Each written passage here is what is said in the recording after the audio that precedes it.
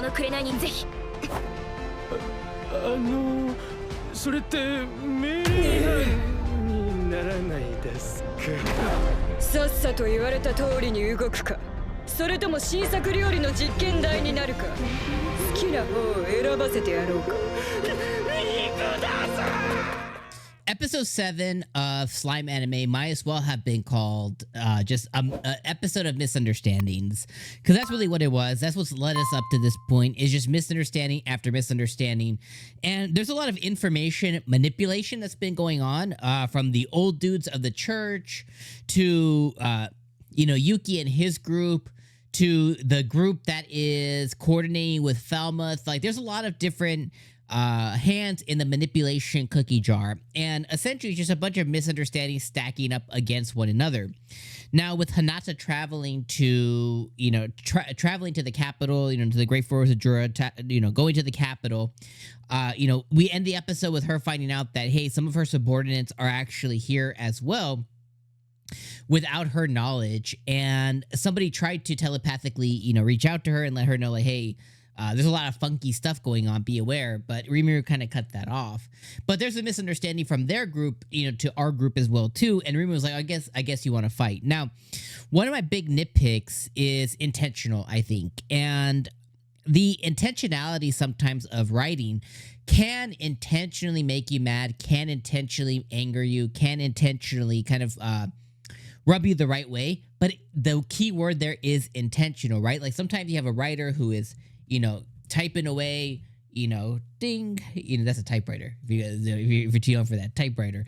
But sometimes they're physically writing, or they're creating their story, and they're weaving, certain ins and outs and things in a way that will irk the reader or the viewer. And in this sense, I think one of the things that's going to happen, and it feels like the writing's on the wall, based on where the episode ends, Rimuru was like, hey, you got here a lot quicker than I thought, blah, blah, blah, focusing on Hinata. My best guess of how next episode is going to start is there's going to be zero talking, and Hinata's just going to go straight in to fight Rimuru because she thinks that's what she wants. Now, the pessimist in me, is, well, I really wish that, or, it remains to be seen because we don't know next episode, but my wish would be that she's like, hey, I gotta let you know, like, this is none of my doing. I didn't know they were gonna be here, and just start basically like yelling, cowtailing, like, get on your knees, be like, I'm so sorry about this, like, legitly ask for forgiveness that she says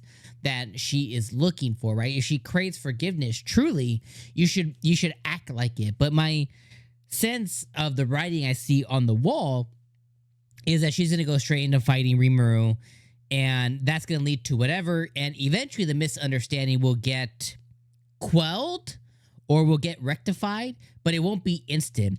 The secondary part of it too is the seeds that the old men planted in the church dude, the blonde church dude, about like, oh, if Hinata defends the demon lord at all, that means she's in cahoots with them, and that's going to cause a whole nother kerfuffle and a whole nother thing as well too, because if Hinata and Rimuru kind of they get on the same page, well, that's going to lead to more misunderstanding, and then everything else that ends up happening, and Gapta and Shion and their group are going to have to subdue more people, and they're going to take more hostages, and it just leads to more misunderstandings. So it's hard to see a path forward for all the intricate webs and all the intricate traps that have been laid for all of the people in the party, right? For both the church, the Luminous Church, and the different people under Hinata, and Rimuru and his group, like, all the different traps that have been set have been so intricate that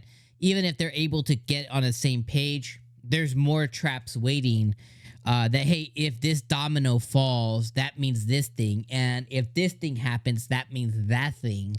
So it's like, it's going to be very interesting to see how they handle it. But again, going back, 2 minutes, is I think that the author's intentionally makes me, or, it could be a combination of the writing plus the studio and the directors and them wanting to present the information in a certain way that kind of makes you get like makes you as a viewer be like, I know what's going to happen. I'm pissed off at it.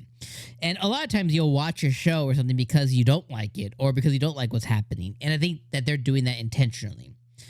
So I want to give them kudos there of like, I'm having a lot of big feelings, but those big feelings are riddled with enjoyment. Like I'm enjoying the shit out of what I'm seeing. I'm getting frustrated, like, there's so misunderstandings. I can't believe it. But at the same time, it's like, it's enjoyable to have those big feelings. I hope that makes sense. The second thing is we finally got some fighting here.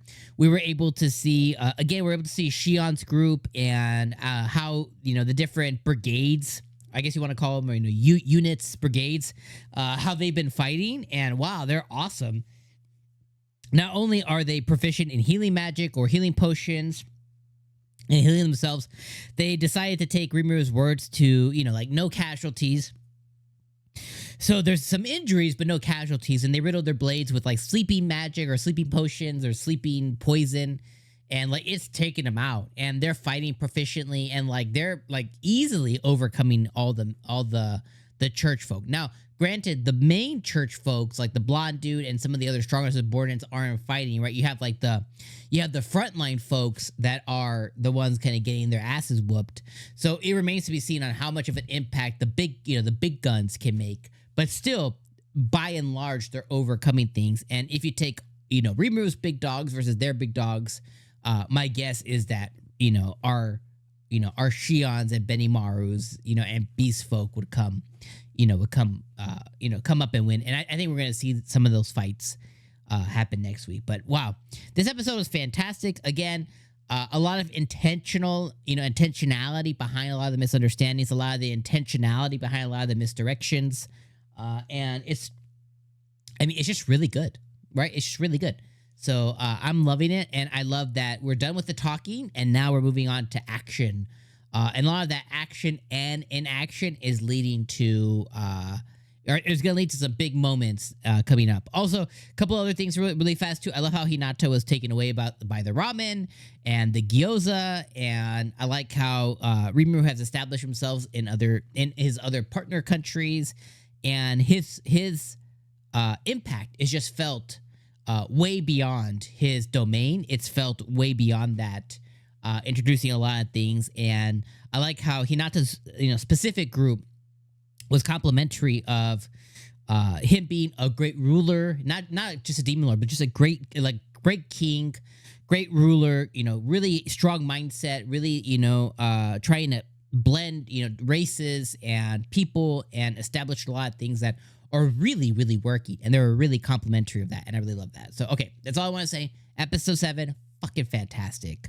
Let me know your guys' thoughts in the comments below. If you hated it, whatever big feelings you had, let me know in the comments.